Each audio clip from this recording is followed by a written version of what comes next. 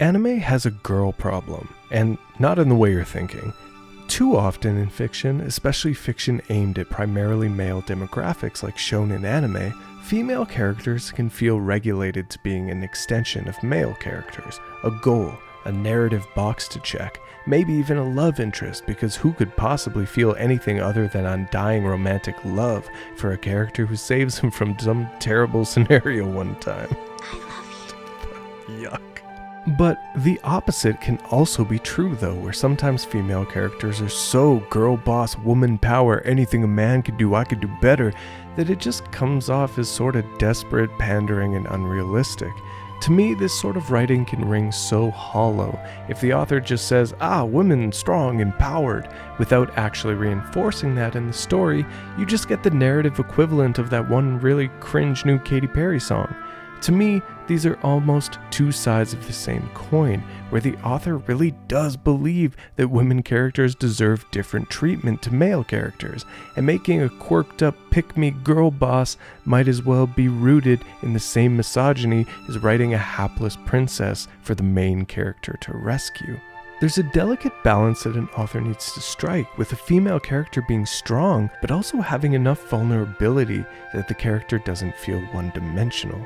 And that brings us to Dungeon Meshi. Falin Todin is Laos's sister, Marcel's maybe not love interest, and member of the party, who upon being devoured by a red dragon, becomes the inciting incident of Dungeon Meshi. And it's played pretty straight. The healer of the party's in danger, we have to save her, and that's a plot, baby. In the hands of a lesser writer, I think that's where it ends. I think the gang just unilaterally go on their adventure and save the damsel in distress.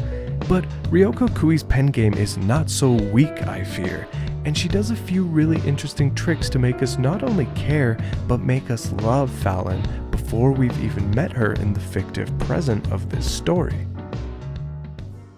As the party travels the dungeon in the early episodes, we begin to feel something off about the party dynamic. They encounter monsters that were Falin's specialty specifically, and we get moments time and time again that reinforce just how valuable a teammate she was. They need to be more careful because without Falin there to heal, things are more dangerous. They need to worry about undead because Falin has all the light type spells. Marcel probably needs a step stool because Falin isn't there to get things from the top shelf anymore. The perils are endless. We feel Falin's absence through these subtle interactions, and we almost immediately stop thinking of Falin as this far-off narrative device, and we look at her as part of these characters' lives.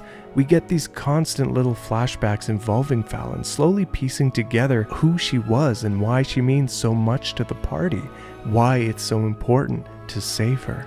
We learn that she's a girl that would rather set a restless spirit free with a hug, that she endlessly supports and tolerates her frankly insane older brother, and maybe most importantly, that she really deeply cares for Marcel.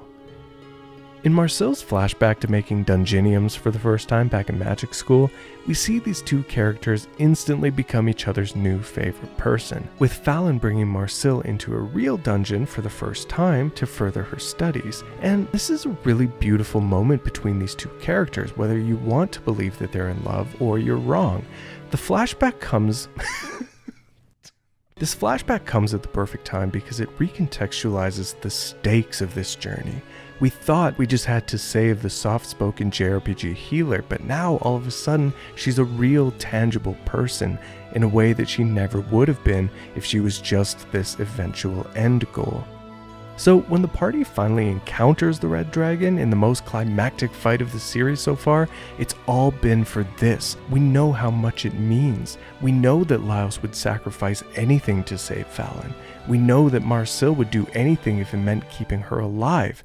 And man, I'm sure Chilchuck would do some stuff too. Probably not that much, but like maybe something. But that's why it's such a moment of absolute devastation when the party accomplishes their goal, slays the dragon, and Falin is still gone. The chances of reviving her are slim, if not completely impossible. But that's where my girl Marcel reveals that, oh, by the way, major in dungeon craft but minor in necromancy, and uses ancient magic to resurrect Falin, drawing on near incomprehensible magic of endless space and time and lakes. And after the roller coaster that is these Red Dragon episodes, it's a much needed catharsis because finally Falin is back and just in time for dinner. And in this night with Falin resurrected, it only reinforces everything we were thinking. Falin really is the sweetest character of this whole series, with her genuine interest in Laos's monster stories and her whole demeanor with Marcel. As an audience, we prayed for this and it happened. The party's victories are our victories, and certainly nothing about forbidden magic would ever come back to haunt us. The end. Yeah. You know where I'm going with this. Up until now, Delicious in Dungeon has been relatively light-hearted, but this is where it all changes. This is where Dungeon Meshi gets dark. Maybe the most unsettling form of horror is body horror, the feeling of our own body betraying us and becoming something unknowable and dangerous and terrifying. And what happens to Falin after meeting the Mad Mage is our prestige moment, the wave of the curtain where we realize that this series isn't the fun-filled cooking anime that we all thought it was. Falin was never the damsel in distress. Falin was, and is, the monster. Falin isn't the end goal, she's the final boss. An impossible obstacle controlled by the primary antagonist, the Mad Mage of the dungeon himself. Forget all that about saving Falin. How is the party supposed to kill her if the choice is kill or be killed, eat or be eaten? But that isn't the horror. The worst part about Falin's situation is that deep down, she's still in there. The same Falin that just wants to listen to Laos's monster facts and bring Marcel berries from the forest is now being controlled against her will, forced to become a weapon that kills indiscriminately. We see these moments where the real Falin breaks through, as well as moments with Falin seemingly reverting back to her old self. But ultimately, these moments are at the whims of the Mad Mage. Falin, a character who was alone her entire life, is alone again. Now, we still don't know what Delicious in Dungeon has in store for Falin. At least, I don't. So please don't spoil it for me in the comments. Season 1 ends with Laos and Senshi hatching the plan, get it, that's an egg pun, that maybe they can simply eat Falin's dragon half and that would mitigate the dungeon's strange magical properties and leave Falin's soul in its rightful body. I would assume that there's going to be more to that, as I doubt Ryoko Kui gives us that simple a solution, even if the simple solution in question is a giant feast with Falin on the menu. In Ryoko Kui's short story anthology Terrarium in Drawer, there's this story called Wrath of the Dragon about an old man inviting his young friend along on a gourmand's trip for the ages to eat a dragon, the ultimate delicacy. The main character is wary about this. After all, dragons are messengers from the heavens, and certainly eating them would result in some sort of divine punishment. Honestly, this short nearly plays out like a proto-Dungeon Meshi, even including some lore that would be important to Dungeon Meshi's story, like the dragon's weak point at the nape of the neck, and an illustrated cooking process that feels almost exactly like how Senshi prepares meals. The main character's reluctance to eat dragon cuisine almost identically mirrors Marcel's reluctance to eat dungeon food. There's definitely a lot of parallels. The final joke of the one-shot is that everyone eats the dragon and the old man remarks that it tastes so good it's worth any kind of divine punishment, which is, in this case, a terrible bout of food poisoning. So, is there anything to this?